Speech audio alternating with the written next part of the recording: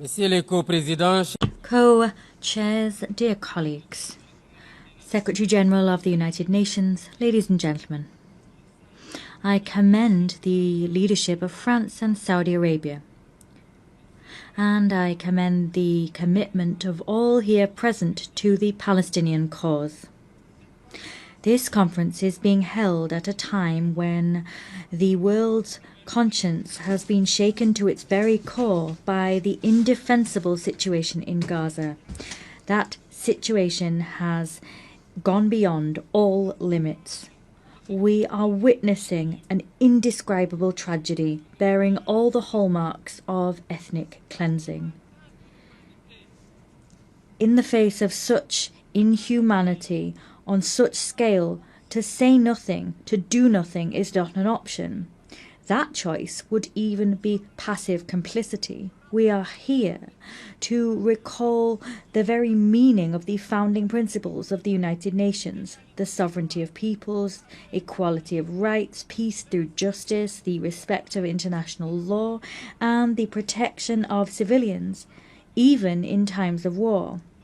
These are all values that have today been annihilated and which now lie under Gaza's rubble. Senegal reaffirms its unwavering commitment to a two-state solution, with Palestine and Israel living side by side, each within safe and internationally recognized borders. That was the goal of the partition plan for Palestine decided upon by the United Nations. This is also a demand for peace and security for the peoples of the two countries. This is a call for justice and humankind. It is for this reason that Senegal supports the outcome document of our meeting prepared by the ministerial conference held last July. My country at that conference co-chaired the round table on compliance with international law. To make a difference, we must together send out a clear message. The occupation must cease. The suffering of civilians must cease. We must work towards an immediate ceasefire. Israel must stop its bombing and authorize the delivery of humanitarian aid by the United Nations. The United Nations must consider deploying a stabilization and observation mission to guarantee that Israel's illegal actions stop. In brief, the promise of two states must finally be fulfilled. In this connection, I commend the recent adoption by the UN General Assembly of a resolution for a peaceful two-state solution that was adopted by an overwhelming majority. The Senegal also commends the historic decision taken by countries that have today decided to recognize the state of Palestine. As chair of the Committee on the Exercise of the Inalienable Rights of the Palestinian People, Senegal will continue to get on board with any initiative aimed at fostering the return of a lasting peace to Palestinian lands. I appeal here to the world's conscience. Here, we're not looking to pit one side against another or to choose between them. But what we're looking to do here is to defend life, to ensure the voice of reason and law can ring out, and to preserve what makes our common humanity, that is, our capacity for empathy, justice, and solidarity. It is time to take tangible measures to create a viable Palestinian state. I thank you.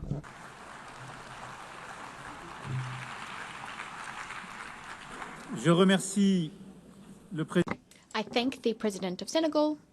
I now give the floor to the Sovereign Prince of Monaco.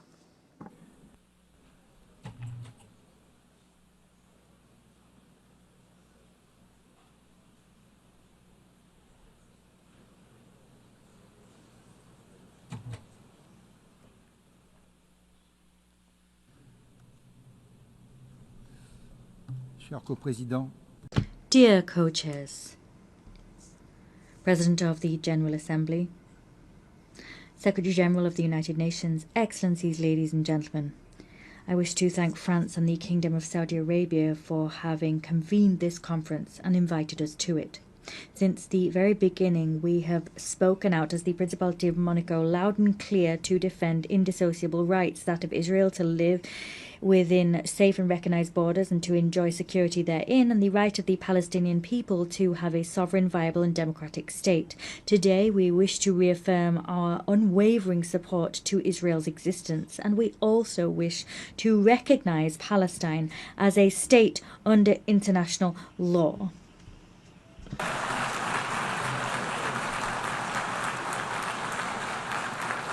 That is what I'm doing here before you now.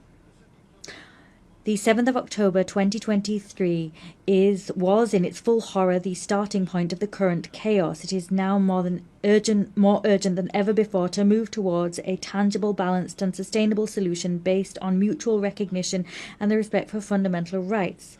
This as soon as all hostages have been released and as soon as Hamas has been disarmed. Peace cannot remain a dim prospect on the distant horizon. It must be given its lifeblood in institutions with mutual guarantees and ensuring the effective respect for everyone's rights. The Principality of Monaco is aware of its place in the House of Nations. We continue to affirm that only a solution based on the existence of two national entities living side by side in dignity and mutual respect will pave the way towards lasting stability. Peace cannot be issued by decree. It is built through common will. Thank you.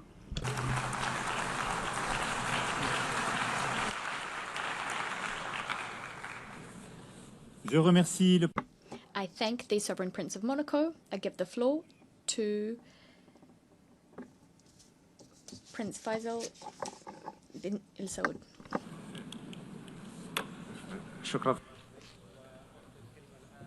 Thank you. I give the floor to His Excellency, the President of South Africa.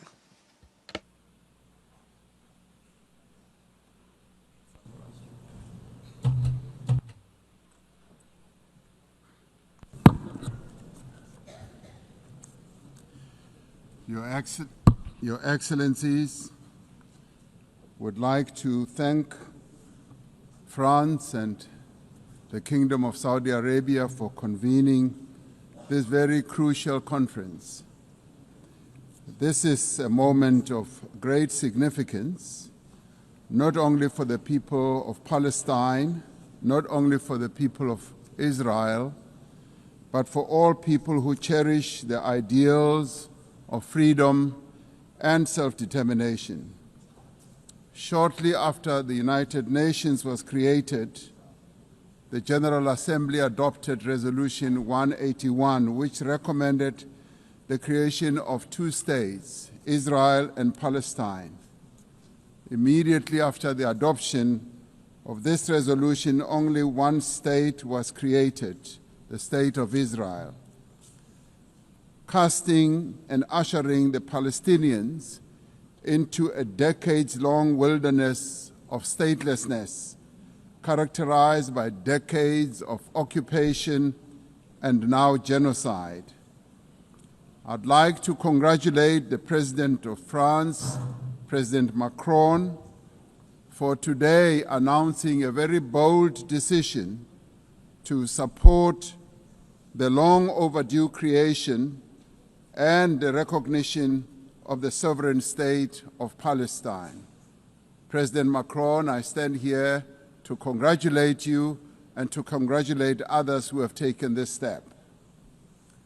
South Africa reiterates its firm commitment to the creation of a contiguous Palestinian state existing peacefully side by side with the State of Israel along the 1967 borders with East Jerusalem as its capital.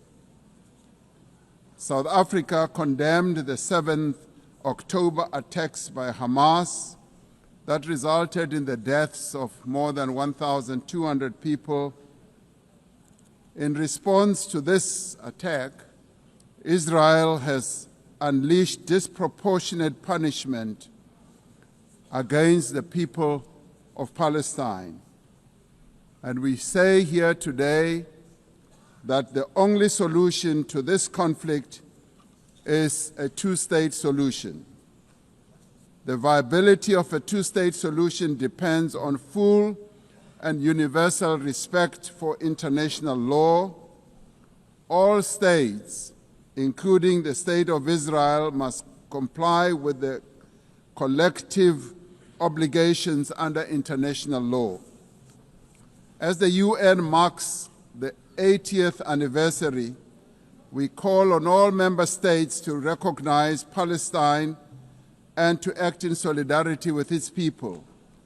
To restore the prospects of a two-state solution, we call, firstly, for global recognition of Palestine and its sovereignty and territorial integrity.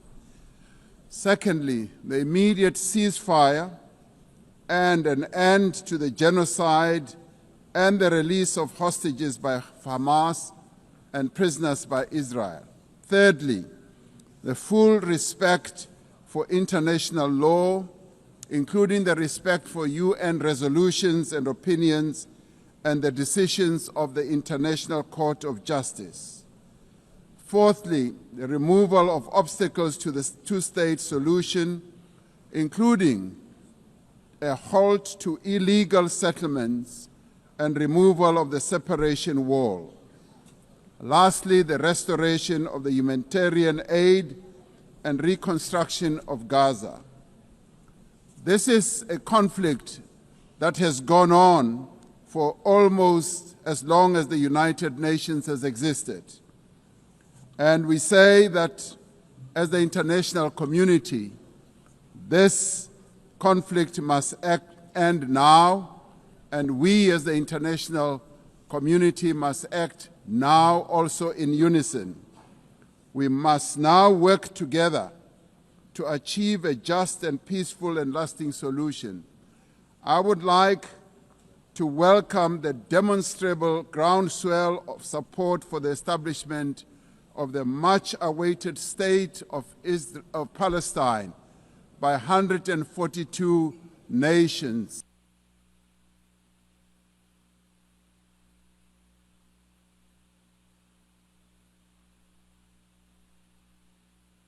The speaker's microphone has been cut off.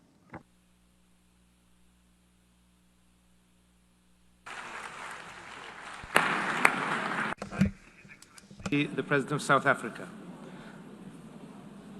والآن أعطي الكلمة. I now give the floor to His Excellency President of Angola.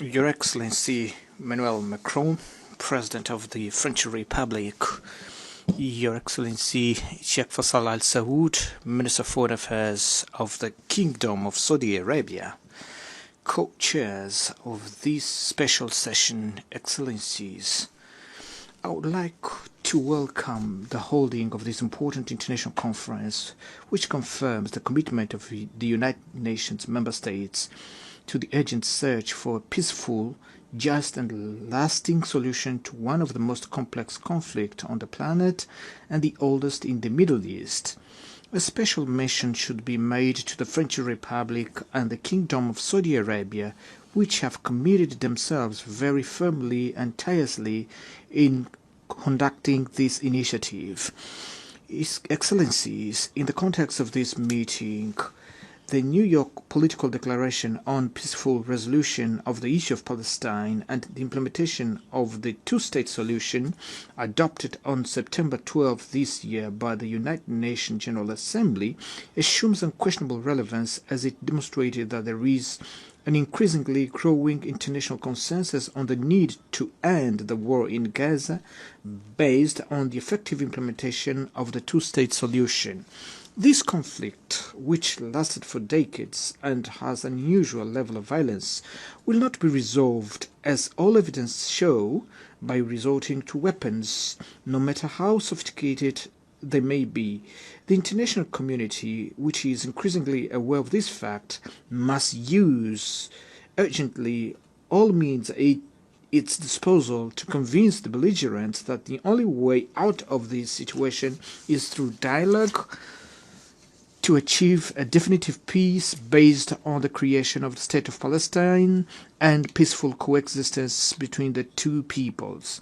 This is the position of the African Union, which also includes the principle that the East Jerusalem should be the capital of the independent and sovereign state of Palestine, and the Republic of Angola is unconditionally aligned with the African Continental Organization in this effort, in which we all are committed to the definitive resolution of this conflict.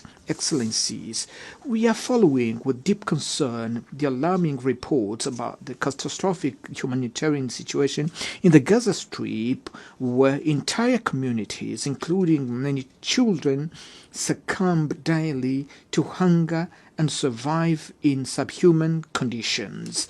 Africa in general, and the Republic of Angola in particular, we have a firm position of condemnation of terrorism in all its forms and manifestations, and within this principle we condemned the action that results in the death and kidnapping of a large number of people in Israel by Hamas. Therefore, we demand their urgent and unconditional release as a step towards creating the necessary condition for dialogue. Along with our unequivocal condemnation of this act of deliberate violence perpetrated against Israel civilian by Hamas, we also repudiate the disproportionate reaction of the State of Israel with the use of fighter jets, bombers, tanks, and heavy artillery against not conventional army, but against defenseless civilian population of Palestine, journalists, medical personnel, employees of United Nations and humanitarian organization agencies under the pretext of persecuting Hamas. We also condemned the instrumentalization of humanitarian assistance as a weapon of war due to its profoundly inhuman and difficult to justify. In the face of this tragedy, it is urgent that we call for an immediate suspension of measures that obstruct and jeopardize the fundamental rights of population of Palestine, including the right to life, medical care, and food. We view with great concern these acts of war carried out selectively by Israel in several countries in the region, in total disregard for the norms of international law and principles and values of the United Nations charters, that do not produce other effect than lead to the resurgence of tensions and instability in the Middle East by destroying the prospect of resolving the conflict through dialogue and negotiations. Excellencies, the Republic of Angola, in an act of coherence and historic anticipation, formally recognize.